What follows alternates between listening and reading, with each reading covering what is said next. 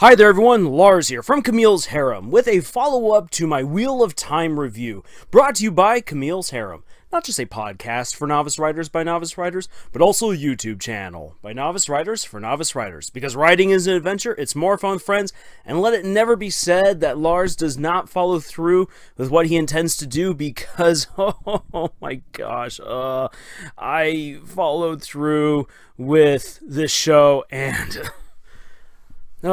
it's okay. I'm going to be frank with you all. I stand by the things I said in my previous review where when the show does something right, it does it right. And the casting is really good. I think that the actors are really giving it their all throughout this entire season. And some of the effects are really good. When I look back at the Trollocs pre-finale, I think they look really cool, and I like how they cast Padan Fain, especially because Padan Fain's a character who I really didn't give him credit much in the books until much later on, but already in season 1 he really presents himself as a very big threat, and I liked that. But that all being said, oh my gosh, okay. First things first, this isn't the books. This is 100% by the end of season 1. This is no longer the books. From this point on, if anyone continues to review this show or critique it, you cannot critique it or review it as an adaptation of the Wheel of Time series. It's been broken. It's done. There's no way that they can go back from this. I don't care what people like David Green have said. He can be as optimistic as he wants. This is no longer the Wheel of Time adaptation. This is, as Brandon Sanderson put it, and I was really shocked to find out that Sanderson has had way more influence on the show than what I previously thought. He said that this is not the turning of the wheel as the fans have known it, but rather another turning of the wheel. So for those of you who just clicked onto this and you're like, I wonder what Lars is going to talk about right here, or what he might rant about, The Wheel of Time is a fantastic series. It is definitely worth reading all of the books. And yes, it's 13 books. It is worth it. This series right here follows 3 farm boys, Rand, Mat, and Perrin, who are called upon to be heroes. They are ta'veren. ta'veren are individuals who have this grand destiny about them, and they are able to shape the world around them in a funny way, in a really funny way. It's almost like Robert Jordan is making fun of Mary Sue's through these 3 characters because literally the world bends over backwards for these characters at certain times. And yet that kind of presence also draws a lot of evil and misfortune their way. And so even though these 3 characters end up becoming these amazing heroes, Rand is the Dragon Reborn, the man who will save the world, hopefully, or will probably break it. You don't yet know until you get to the very end of the series. You then have Mat, the greatest general that the world has ever known, and you have Perrin, and the young wolf who is going to purge the world of dreams and save the people that Rand, Mat, and he love. It's a really great story. Well, they get pulled on all of these crazy adventures to fight against the Dark One and his many minions and his generals, and you get to discover the vast history and cultures of this world. You get to learn what was lost, all of the different interconnected relationships throughout millennia of time, magic, heroism, villainism. It's just villainy. It's so good. It honestly is, and I'm kind of rambling on right here. There's so much to say about the Wheel of Time. Where do you even begin? In any case, you got to begin with Rand, Mat, and Perrin. They are the main characters. They are the ones who kick off the entire adventure, and from there, other characters like Nynaeve and Egwene grow into becoming their own amazing heroes. Nynaeve is one of the best characters in the entire series, and she single-handedly does so much great stuff that saves so many people. She is fantastic. And Egwene goes on, and yes, spoilers, I don't care, I'm spoiling it right here because the show is not going to give you what's in the books. Egwene goes on to become the Amyrlin Seat. She ends up leading all of the female Aes Sedai, and she does a brilliant job of it despite being so young. And these characters rediscover ancient lost magic. The men and the women work together in tandem to defeat the greatest evil that has been seen in over 3,000 years. This is pretty big stuff. And I've brought up in my previous review video that there's also quite a bit of romance, and I genuinely like a lot of the romances that are within the series. There's just so much to enjoy, and later on down the road I should probably just start doing reviews and dissections and analyses of the Wheel of Time, the books, because there's so much great stuff in there that we can learn from one of the best fantasy authors of our time, Robert Jordan, and Brandon Sanderson, who finished up the series after Robert Jordan unfortunately passed away. So that is why I bring up Sanderson, because since he finished the series, he's one of the people most acquainted with everything about the Wheel of Time. When he said that this is not the turning of the wheel as we know it, but this is another turning of the wheel, well, I'm just going to say, and I'm going to accept this as canon. I don't even care if it's my head canon right here. This is the only canon that I can find acceptable, because the show is just so off the walls bad at this point that this right here is the age before the age of the books, because within the Wheel of Time, everything is cyclical. Time will repeat itself. Characters will come back to face the same challenges again and again and again. Robert Jordan said that this is kind of the beauty and the curse of his world, that everything repeats. It is a cycle. And so what I would say is that, yeah, sure, all of these characters are the heroes that we know and love from the books, but this is before they become the ultimate badasses that they are within the books, because, well, the wheel had to kind of mess up a little bit to realize, you know what, it's way better if I let these characters actually have real character arcs, real personalities, and real fun while defeating the evil. So yeah, I'm just getting that out of the way. The show is not the canon of the books. It is another turning of the wheel, as Sanderson has said. As such, we now have to start reviewing the show based on its own merits. And that is where things get really bad, because if this were just an adaptation that was trying to be faithful to the source material but was making mistakes along the way, I would say, hey, look, you know what? This is what they did really well, this is what they did really well, this is what they did really well, and if you want to know more, read the books! And I'm going to tell all of you, read the books. It's better than watching this crap. Because the show really, really botches a whole lot of, well, things that it wants to champion.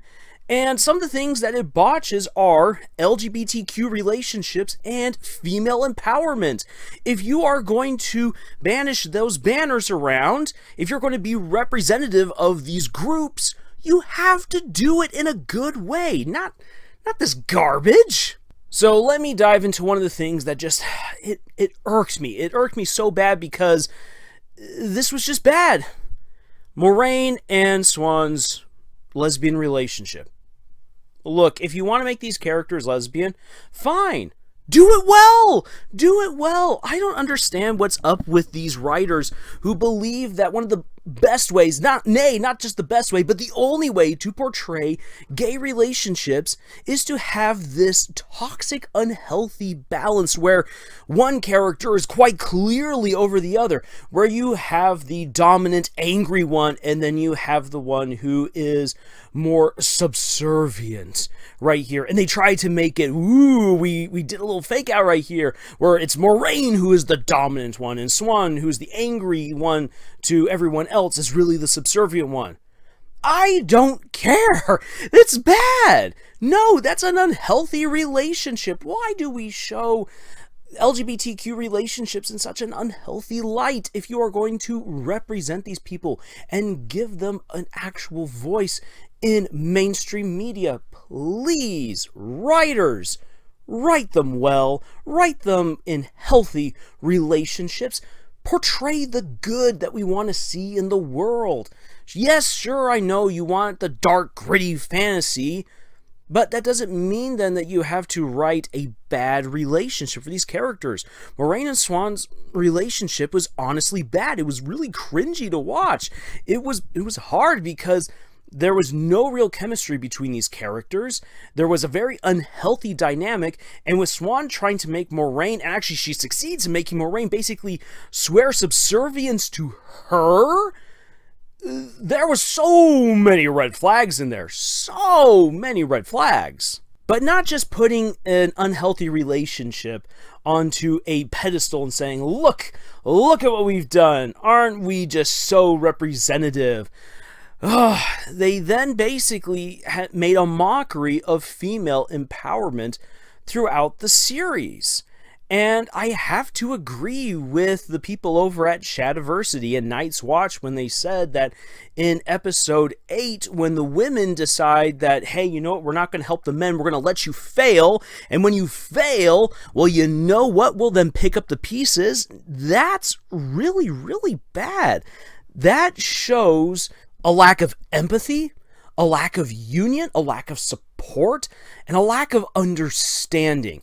Yes, what Luz Theron does in the books is very radical, is very dangerous, but when you actually look into the history, you realize that, well, the people are kind of in dire straits with the Dark One coming out of his prison. Well, desperate times call for desperate measures. And the show could have easily captured that and showed the nuance of how Luz Theron has this bold, crazy plan, and that he decides that even though not everyone agrees with him, he's going to try to minimize the amount of destruction by only taking the men to go and deal with it, which the women are like, hey, you should have brought us with you. That would have actually gotten the point across more what they were trying to do, where Luz Theron is being an idiot and look at the women being so smart. No, in this case, you're having the women talk down to a man who is actually begging them for help. What on earth is going on right here? And sure, yeah, we can talk about politics and all these other things that go within the world to what could be happening. So you want to show us that.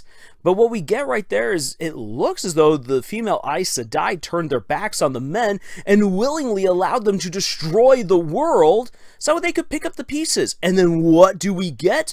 We get Swan basically being an empress and lording it over everyone else. How this is her world, her city, her powers, and she will wield the Aes Sedai like weapons rather than as sisters who are mutually bounded in creeds and oaths to serve the people. Instead, the Aes Sedai manipulate and use the people in disgusting, horrible ways, and you really can't root for any of them except for the Greens, because the Greens are cool. The Green Aja is amazing, and they are in the books, and I'm glad that that's still in the show, but it's still just so wrong.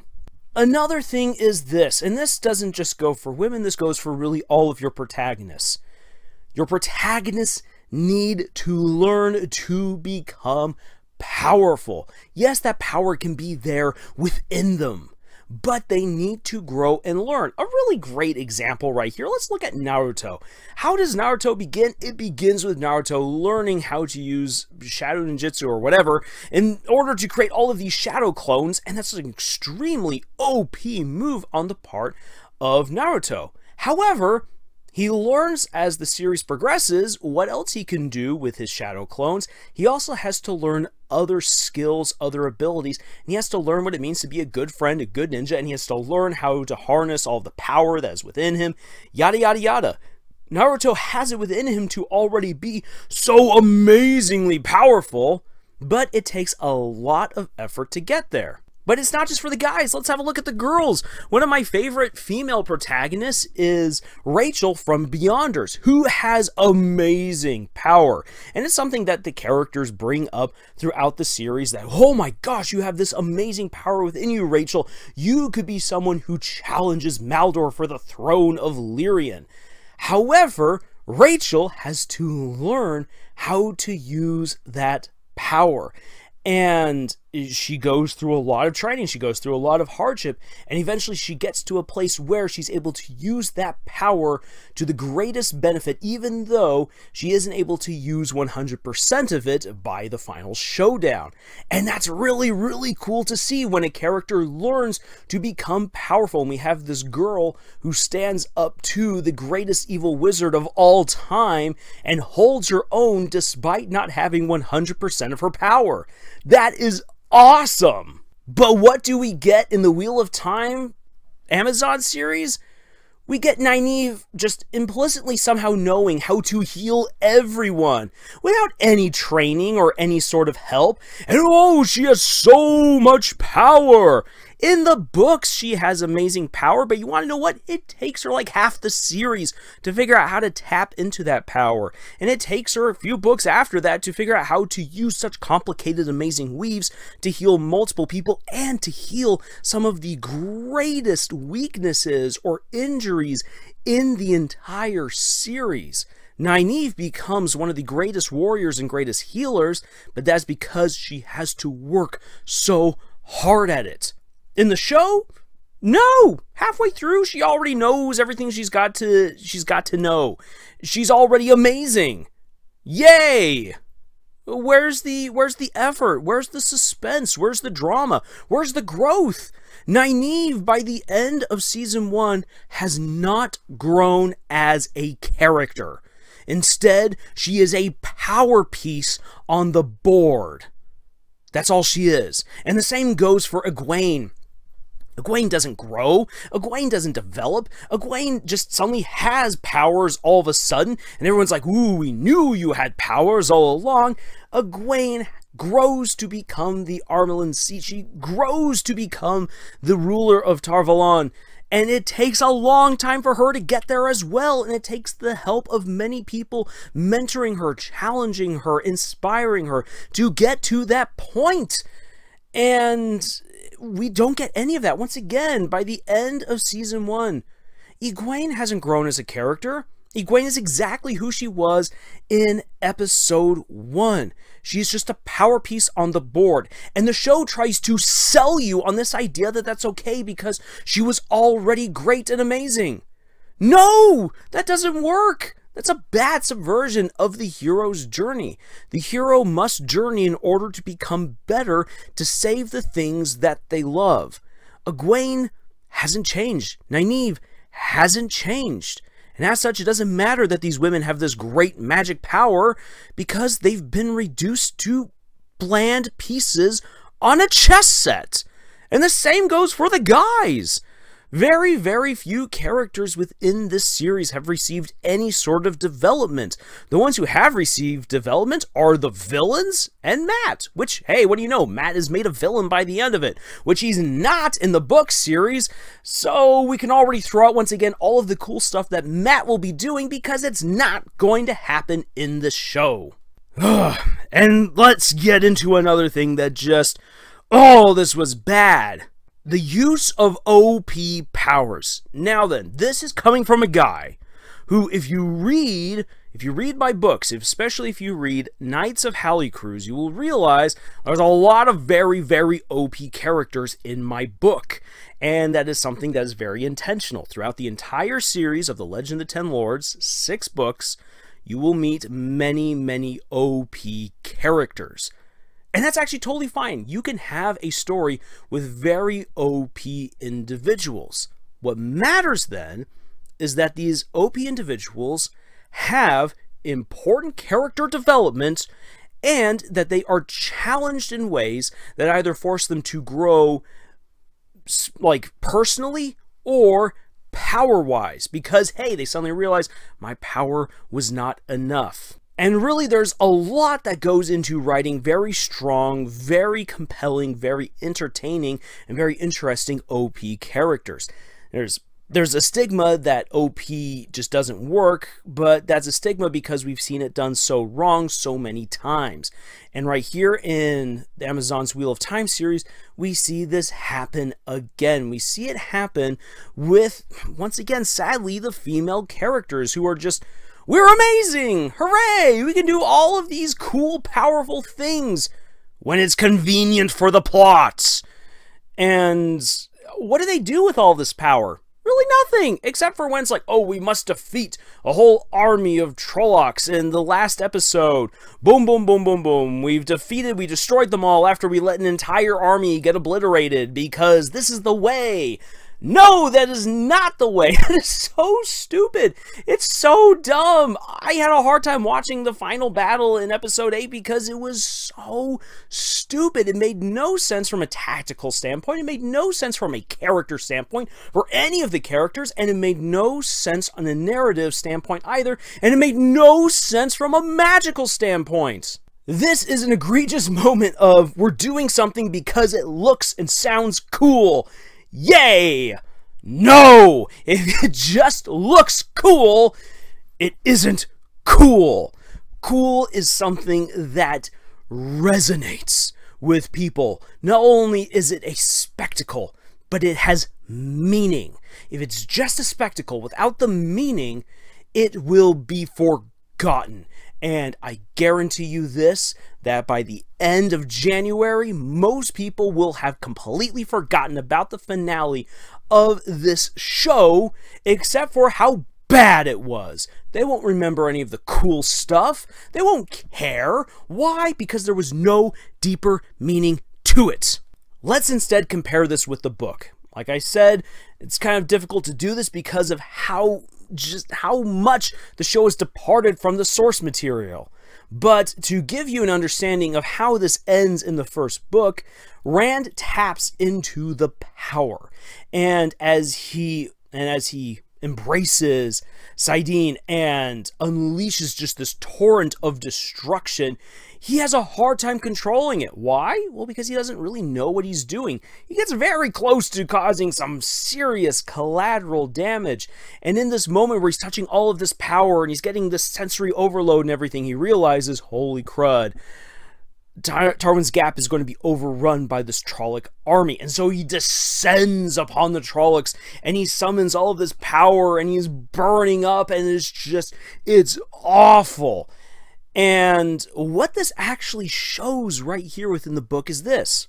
As opposed to the show where the women just instantly know what to do and huzzah, why didn't you do this earlier? Sacrifice 3-4 people to save thousands by obliterating an army of 20,000 Trollocs. No, because it looks cool. Instead, within the book, the battle's already raging and everything. Rand has to step in at the last moment to try to save everyone. He does, but it's so messy, it's so chaotic, it's so bad that Rand is absolutely terrified of what he can do. And it emphasizes that Rand must learn how to control this power. And so it sets Rand on a personal arc where he has to go on many various journeys to learn what it means to wield the power and how to use it in such a way that he's not going to get the people that he loves hurt, because he's very concerned about that. Not just about going insane, but that his power could go crazy and that he'll kill someone that he cares about. So this is very important to him. Also, it gives us a glimpse into what kind of power the Dragon Reborn will wield when he is fully trained and fully at the height of his powers. Which is important because if you think that Tarwin's Gap looks cool, you haven't seen anything yet.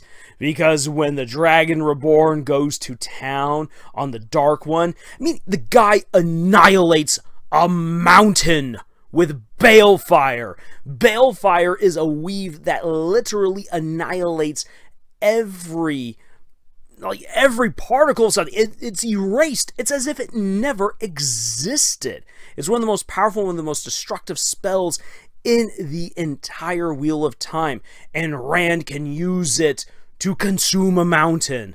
This is like beyond what anyone thought was ever possible. And he does that way later on, after a lot of training and after gaining a lot more power. So the Battle of Tarwin's Gap actually gives us then two things. It gives us a glimpse into what the Dragon Reborn will be capable of later on in the series, And it also puts Rand on a path where he must work hard to become the hero because his power is too dangerous. So there's a lot going on in the book. It's not just an amazing scene, but it's a very personal moment for Rand.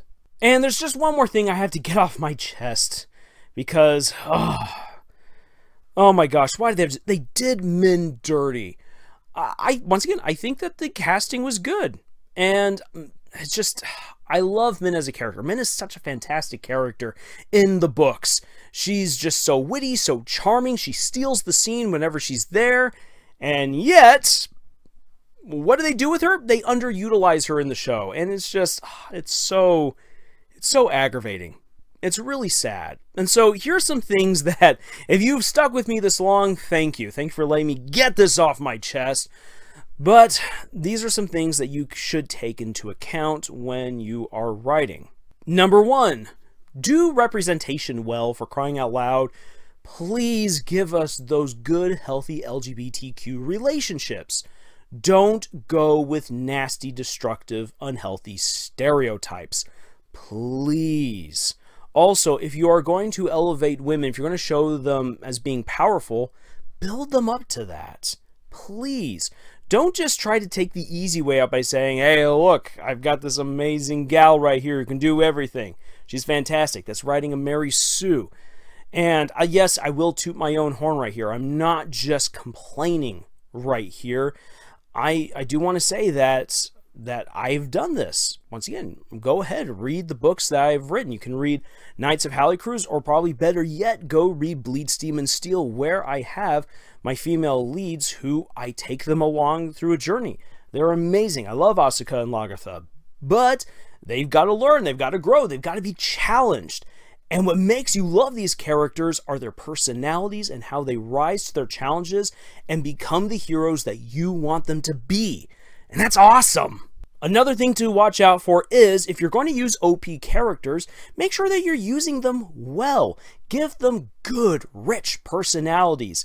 Develop them and give them challenges. Those challenges can come in the forms of power, or those challenges can be more personal. A really great example of that would be One Punch Man. Saitama is such a fascinating hero because of his personal journey, not because he can obliterate things in one punch. So many people that I know who loved the show because of just how he wrecks everything, well, they quickly fell out of love with the series after Season 2, because Season 2 wasn't as cool as they'd wanted it to be. They had lost the meaning.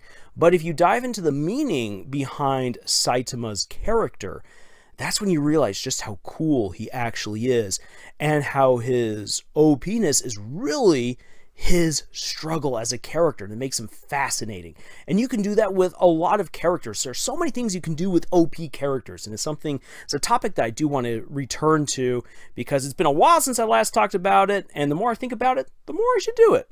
Lastly, if you're going to do something for the sake of being cool, remember that it needs to have deeper meaning to it. Just cool, flashy moments, well, those pass. But moments that have deeper meaning to them and aren't just about the spectacle, but are about meaning for the characters, or meaning for the plot, or meaning to the reader, those are the moments that actually stick with people. Those are the cool moments. And that's what I hope that the show could incorporate and actually do going down the road. I'll probably watch the second season just to see how it goes. As I said, I know that this is no longer an adaptation of the books. This is something completely different at this point. I will judge Season 2 based off of, well, what it can deliver. Rather than judging it against the books, I will judge on what it does. And I'll be honest, I'm kind of interested in seeing what happens when Rand goes alone to the wastes.